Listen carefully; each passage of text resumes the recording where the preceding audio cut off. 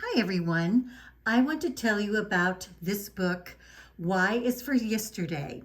It's part of the series of books that were written by Sue Grafton beginning in the 1970s, and I have read every one of them.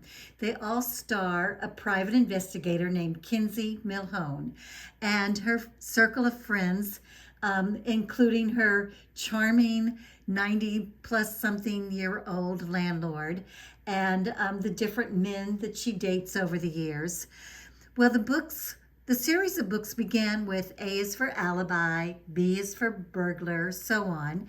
And she's gotten up to Y is for yesterday and was planning to write a book that started with Z, but she died before she was able to write that book.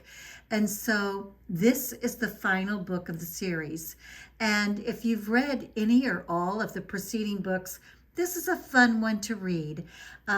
It will leave you with some unknown facts about her life, and maybe that's the best way for it to end, because the book Z may have tied up the loose ends of, was she going to get married, and if so, to whom, and would she settle down, and what would happen to her landlord now that he was getting so close to being 100 years old, and so many other mysterious thoughts that were left in this, wide open in the series. But I love the series nonetheless, and I'm really glad I read it. In this particular volume, it refers back to 1979 when four teenage boys assaulted a 14-year-old girl and filmed it. Then we've moved forward to 1989 when a copy of that film appears, and people are being blackmailed. And so now is the mystery: who's doing the blackmailing, and what is happening. I want to play you just an excerpt of the Audible version of one chapter of the book, just for a minute or two. 9. I left the McCabe's and drove home. When I turned onto my street, I realized one of my neighbors was having a party and parking was more problematic than usual.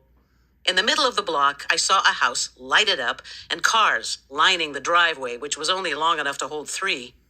Every other space along the curb was filled.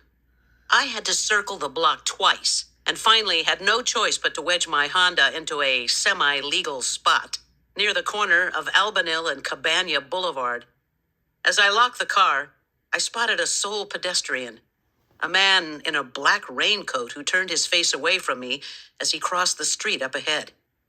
He had his hands jammed in his pockets, and the tap-tap of his heels broke the quiet of the night air. Something about his posture and the shape of his head sparked an image of Ned Lowe. So, this gives you just a taste of what it sounds like to have the book read to you through Audible. But the book is also available on Kindle and in other formats, including hardcover and paperback. So however you like to read your books, there's a choice available. So I hope you'll enjoy this one. Thanks.